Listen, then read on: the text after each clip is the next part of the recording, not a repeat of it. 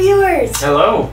Welcome back to Magic Carpet 2. We are going to answer some of the frequently asked questions to make this boat sort of make sense in the grand scheme of the channel. There have been a lot of questions, so we're going to get to some of the biggest ones in this episode, including what our plans are for Magic Carpet 1, who is over in the Netherlands still, what our plans are ultimately for this boat, how much work we really have ahead of us in terms of what we're going to be doing to the new boat, how much we paid for this boat. I know we've been teasing that in the past few episodes, so we're finally going to tell you.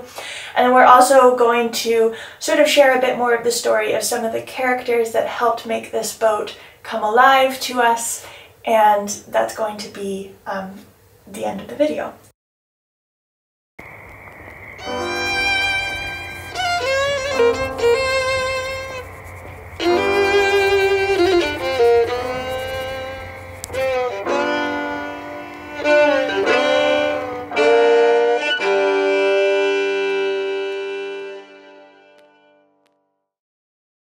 So the first question that's on everyone's minds is, what is happening to Magic Carpet the First? Well, she is also getting a refit. No, but yeah, we are revarnishing, and that's just because it had to be done, but we also did have it in the back of our minds to also take advantage and bring her up to perfect shine, because eventually we will want to sell. That's not going to be until a year or two ahead though, because we're doing this refit of the Cape George here in the US, and I'm usually allowed here for 3 months at the time. So the time when we're not here, we are going to stay on Magic Carpet 1 in Europe and still go cruising.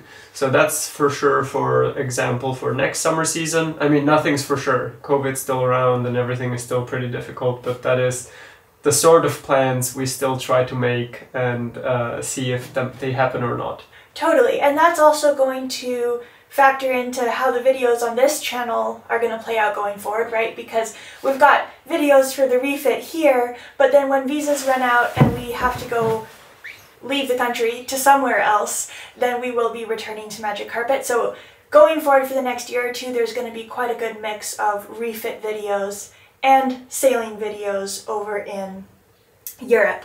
I know it seems totally weird and decadent to own 2 boats halfway around the world from each other, and it is super decadent, but basically we're seeing Magic Carpet 1 right now as our home still, because we do need somewhere to go once visas run out here.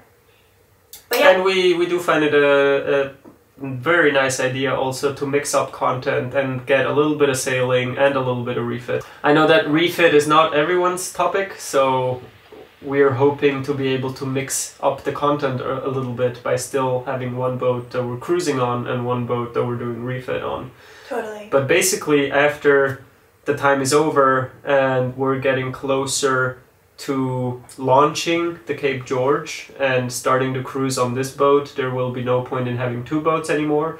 So that's when we'll have to sell Magic Carpet. And also we are hoping that with the sale of Magic Carpet, we can get some of the bigger expenses that we need upgrading on this boat, like the new engine. Totally. Yeah, we'll need it. Yeah, like Aladino said, we need a new engine for this boat. We don't currently have the money for that, but once we sell Magic Carpet, hopefully the proceeds will go towards that. Okay, so the next question is, what are our plans for this boat? We've sort of touched on this in the past.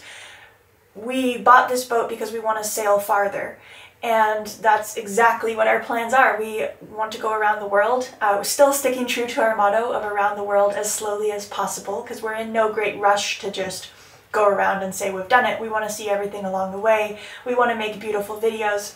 But our very first plan after we put this boat into the water is going to be to sail up the BC coast to Alaska.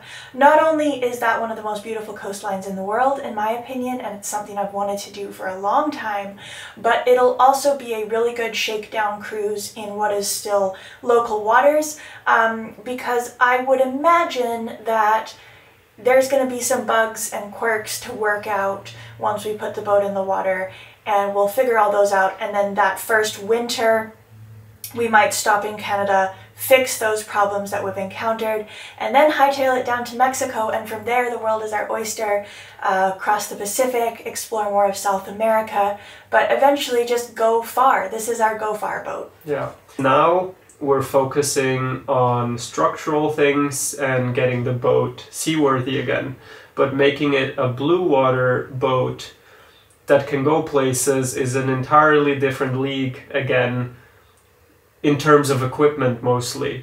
Now we're just focusing on the bones and maybe a little bit of interior, but that's not including solar and just everything you might want when you go offshore, from, I don't know, if you consider the radar and AIS and the water maker, and what are we doing for everything that there is to consider.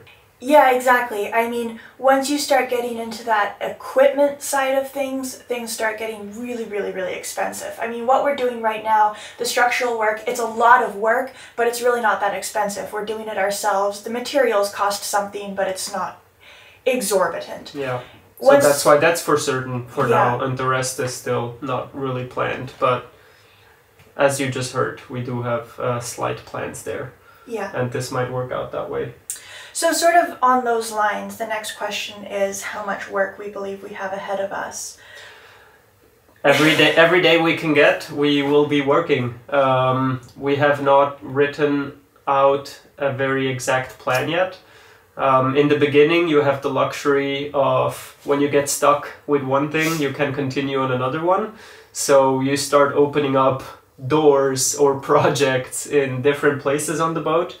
And in one way that seems nice and is good because you can just continue, but on the other side then you will have many things started. But I think that's how we're going to start right now. We just try to do our best and start everywhere. But still, we have some things prioritized. And that is the structural integrity. So we are going to start with fixing the bulwarks, seeing what has to be replaced in terms of deck and deck beams and all of that.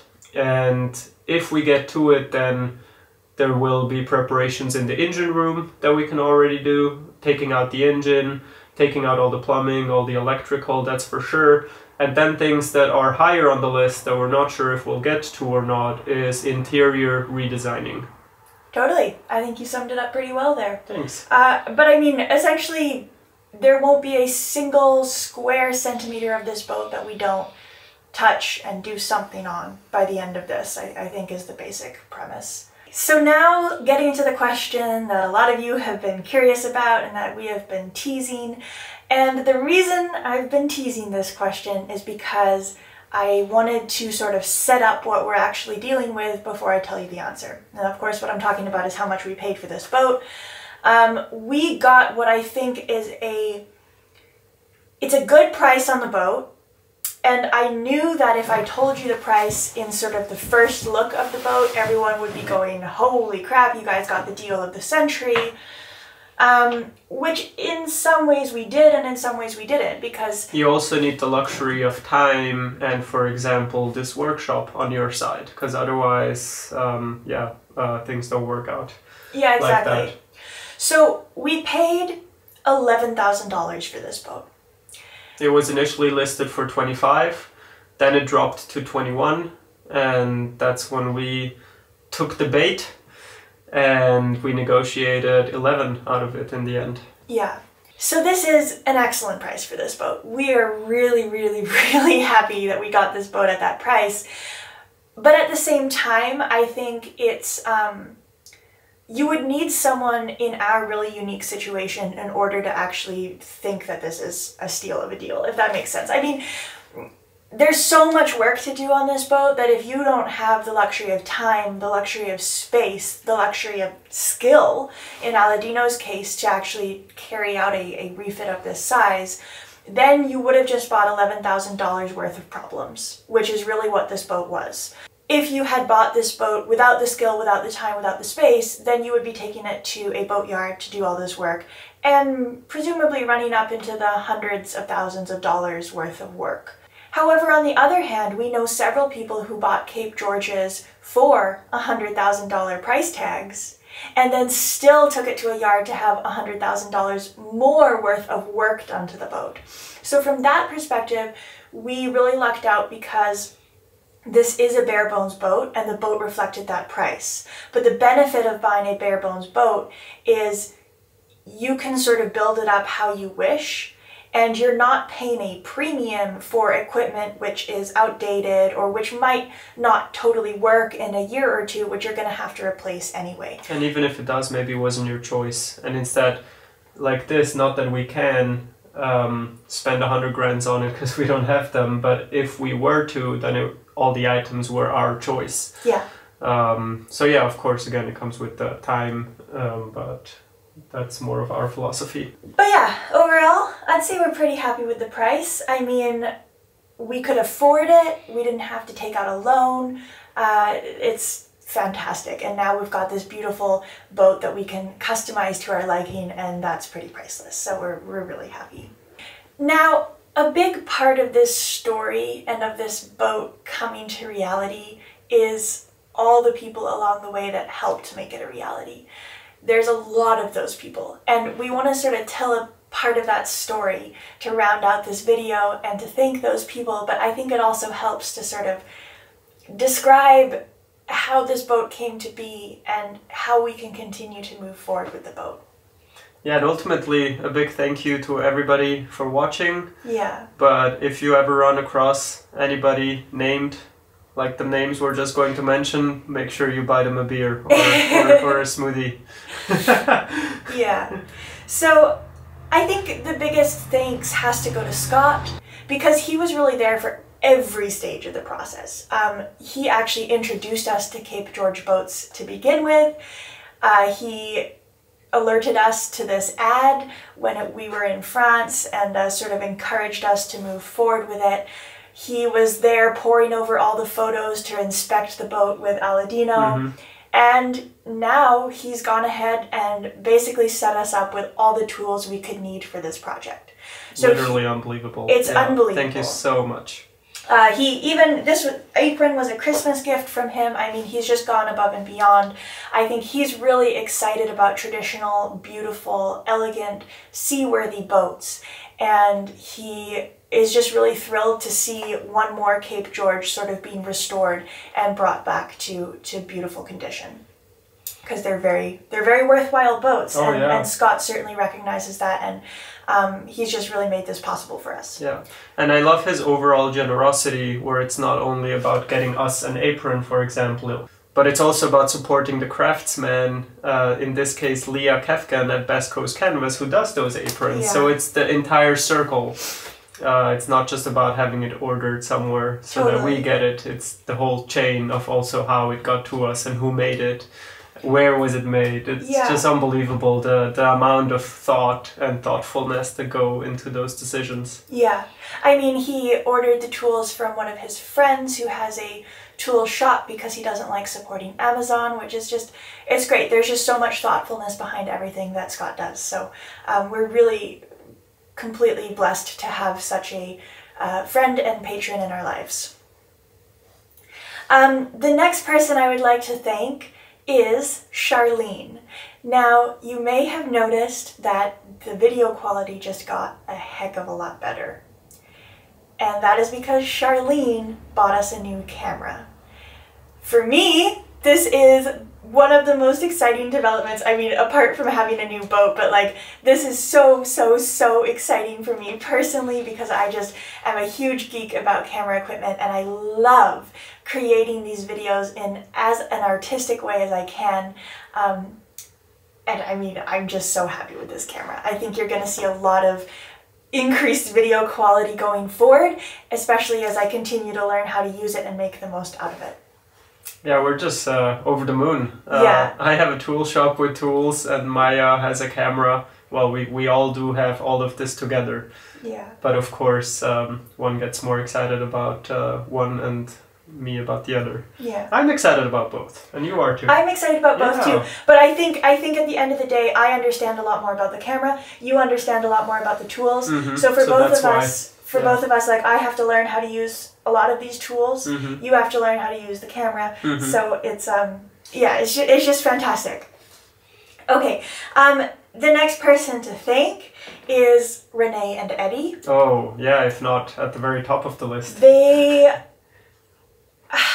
I can't even like begin. I mean, what they've done for us is so incredible. So these people we don't know from YouTube, we knew from before, and they are, well, Renee is Miguel's daughter. Miguel was Aladino's mentor, who basically brought him into sailing and inspired him to go down the whole boat building path to begin with, because you were thinking about actually becoming a school teacher before you met Miguel. No, that changed my entire life. Changed your entire life. And now Renee, Miguel's daughter, is continuing to change our lives by providing us with this workshop that they've got on their property, a room in their house, and they're just the nicest, most easygoing people. So it's just crazy. Their Absolutely. Yeah. This wouldn't happen without them, quite literally.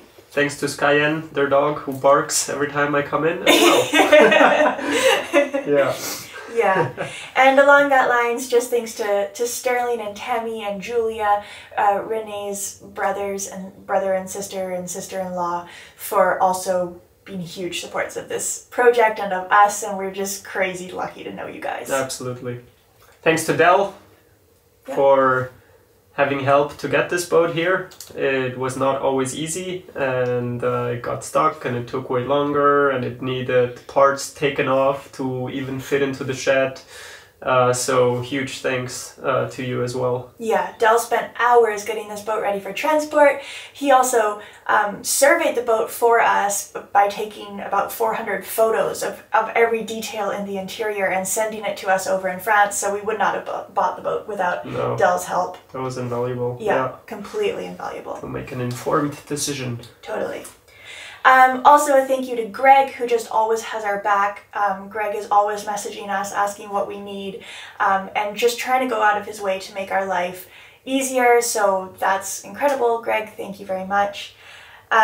Big thanks to Tom and Patty, local patrons to the area, who picked us up at the SeaTac airport when we arrived and drove us here and sent us off with bags full of snacks, cookware, cleaning supplies, just like all the basics you would need to get started, and that has been super helpful so far. That was a very good setup. We've used everything in those bags already, and they work in the coffee industry. They are pros, and they set us up with a few Ziplocs with freshly roasted coffee beans. Yeah. So we should have that up as a sponsor too, because that's what energizes me. Coffee beans. Yeah. Big thanks to Jean and Al, sort of my aunt and uncle, not really, for letting us stay in their guest cottage when we were quarantining in Canada. Big thanks to my parents for all their enthusiasm and support for my entire life, and now for Aladino and I together. And my dad just has a wealth of knowledge about the maritime industry and building boats, and he's been super invaluable to be able to call him whenever we're stuck. Well, and I sure second that about my parents. I just realized the other day that I've had this arrangement of a workshop and a project in it since I was very, very young, and never was it our workshop, but we traveled around in RVs so much. And well, vans. RV, you know, it's like a big bus. Yeah, so I grew up in an RV. Van. Oh, sorry. I grew up in a van, and my dad always likes to remodel things and perfection them and work on them. So often we've been stuck in a rental workshop somewhere. And I was never as hands-on as I am now, but I was always the helping hand together with my mom. But I just realized, hey, this is so much fun, and I kind of remember all the other workshops we were in, doing some work on vans instead. Totally. Yeah. And last but certainly not least, a thank you to all of our patrons, because the patrons really have made this possible for us. I don't know if we would have been able to do this without their support, and certainly not the video production side of things as well. to be able to put out an episode every week and really have that be our job means that I can spend a lot of time on the quality of the episodes and trying to tell a story that I'm proud of and that I think is interesting and helpful for the people watching. And that's really the luxury of time that the patrons give us. Not only to mention that, you know, when we work in Switzerland in the winters, which we have been doing for the past few winters really, we are able to save that money, which is ultimately what allowed us to purchase this boat, because our living expenses can now be more or less covered through patron donations, and that's really changed the way we're able to do things as well. And in return, I hope that what we're providing on Patreon is helpful and interesting to them as well. I think that mostly it is. We're basically doing every Tuesday real-time updates about what we're doing in the form of videos and articles, and it's really cool to kind of connect with people on a more personal level in real time. So Patreon has just been a godsend. I mean, I should also thank the creators of Patreon, because like what a cool platform, what a cool opportunity that I'm so lucky to be born into a generation where something like this is possible, and you're able to make connections with people all around the world who are excited about what we're doing, and that's just priceless. Okay, so I think that concludes the Q&A. I hope that we answered most of the biggest pressing questions, and I know that there's thousands of little questions underlying all of this, but hopefully all those things will become clear as the story progresses and unfolds. At the time that we're recording this, I mean, I don't know exactly how it's going to proceed either. The best laid plans can sometimes go awry, and especially when you're dealing with an old boat like this, you know, you can find things just take longer than you expect sometimes, and there will be lots of little dramas and stories along the way. So yeah, thanks for following along, and we'll see you all next week. See you next week.